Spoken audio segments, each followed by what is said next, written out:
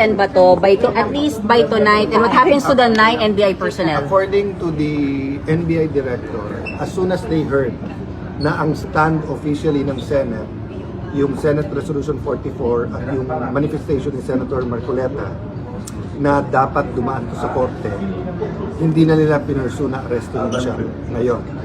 According to him, coordinated kay Senate President Tito Soto ang pagpasok nila.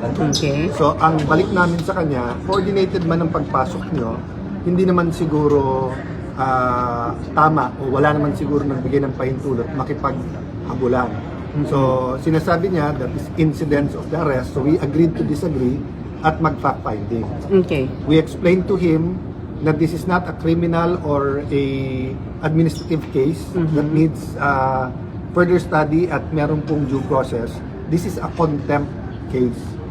So we agreed na kaso sa magsiksikan sila dito o inhumane dito under his custody pero hindi niya pauuwiin.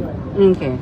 He will hold them in the NBI, he will ask them to explain, then write me officially tomorrow. Okay. Separate yun sa bugbugan. Okay. He promised me that if, kasi ang report daw una sa kanya, ang usahan ng nakit. I showed him the video.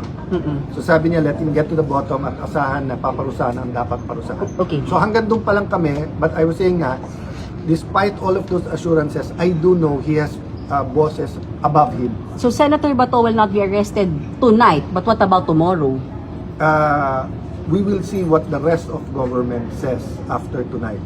But ang appeal ko sa kanila, palakasin natin ang mga korte sa Pilipinas. Walang mawawala sa atin kung mag-a-apply sila ng warrant sa korte at pababayaan nila yung due process, lahat ng legal remedies. It will strengthen us, not weaken us. So if the NBI wants to enter tomorrow the Senate premises, you will allow it? Not anymore. Okay. That is under... Sinabi naman niya, kaya hindi naman daw sila papasok kung hindi sila pinayagan. At ngayon naalis na sila, sir? Yes. Umalis na So, sila, sir? Ang request lang ng ibang senador not to suspend until tomorrow, until sure na wala nang natira. Marami kasing text, maraming mga balita na tinitingnan yung ibang kotse, nandyan sa labas, may armas. So isa-isa clarify and I have to take the PNP. Agad pinadala si General Aberin, who is a well-respected officer, at inassure niya ng police assistance.